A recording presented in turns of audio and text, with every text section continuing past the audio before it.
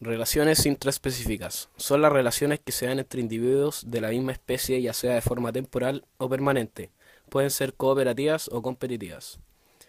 Las relaciones familiares existen de dos tipos. Entre ellas están las parentales monógamas, conformadas por un macho y una hembra acompañado de sus crías. Las matriarcales, conformadas por la hembra y sus crías. Las parentales polígamas la constituyen un macho y varias hembras con crías. También están las relaciones gregarias. La vida en estas relaciones transcurre en grupo. Los individuos desarrollan actividades en común. También están las relaciones estatales, en donde los individuos se comunican entre sí por medio de estímulos y hay una especialización de tareas. También hay una jerarquía social entre los individuos. Por otro lado tenemos las interacciones competitivas. Son lo contrario a las gregarias o estatales, ya que hay una competencia por el alimento, reproducción, espacio y luz.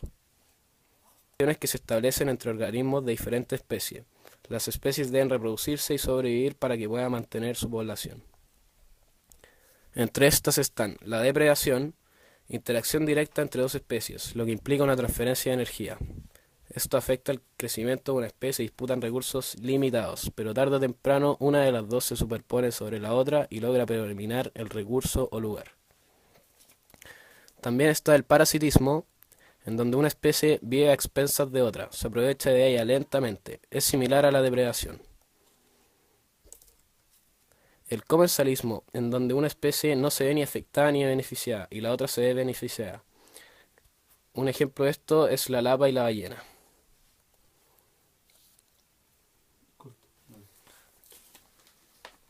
Amensalismo. Aquí un organismo se ve perjudicado y el otro no se ve afectado ni beneficiado, como por ejemplo el árbol de nuez negra, que produce compuestos en sus raíces que no dejan crecer a otros árboles o arbustos.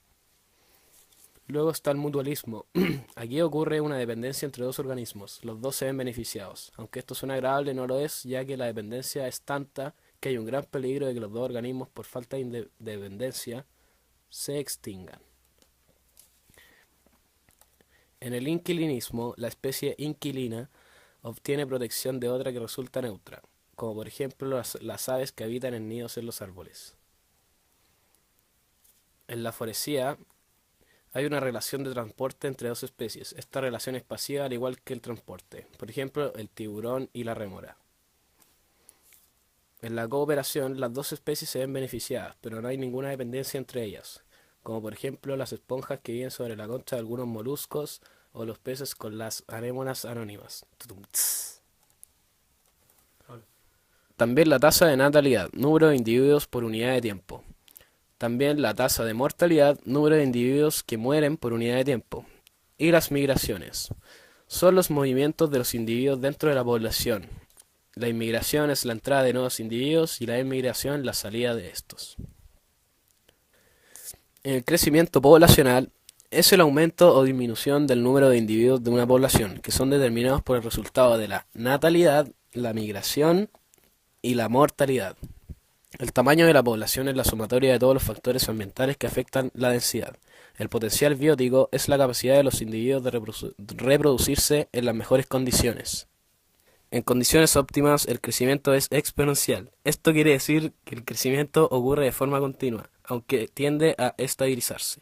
Este crecimiento ocurre cuando los organismos no encuentran ningún factor ambiental que pueda limitarlos a crecer. El crecimiento logístico. Aquí, al principio, la población crece de manera lenta, luego un crecimiento rápido y exponencial, después se equilibra. Su curva de crecimiento es en forma de S. Regulación del tamaño de la población. En las poblaciones claramente aumenta en un espacio y ambiente ideal. Todas las poblaciones poseen estrategias de vida que son un conjunto de rasgos coadaptados que afectan la reproducción y supervivencia de una población.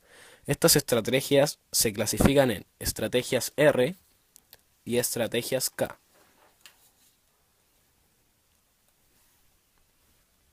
Estrategias de sobrevivencia. Las curvas de sobrevivencia se utilizan en el número de organismos de una población que sobreviven. La curva A corresponde a una población que presenta la mayor parte de pérdidas entre los individuos muy jóvenes. La curva B representa una población constante de mortalidad. Y la curva C corresponde a una población que tiene mortalidad en los individuos más viejos. Comunidades biológicas. Corresponde al conjunto de poblaciones que se relacionan entre sí en un lugar y tiempo determinados. Estructura de una comunidad. Está determinada por la clase, número y distribución de los individuos que forman las poblaciones. Se distinguen en tres aspectos. Composición. Está determinada por la densidad de la población y por la diversidad. También la estratificación y por último los límites. Es difícil establecer los límites entre comunidades, límites entre ríos, un bosque y una pradera. Dinámica de una comunidad. Sucesión ecológica es el cambio estructural de una comunidad en el que un organismo toma el lugar del otro siguiendo un orden predecible hasta cierto punto. La sucesión comienza con pioneros. Etapas iniciales, dominados por especies pioneras, oportunistas y con una estrategia reproductiva. Etapas intermedias de maduración. Y también las etapas finales concluyen cuando se alcanza la comunidad clímax, caracterizada por ser especies altamente especializadas en cuanto a uso de recursos y baja tasa de reproducción.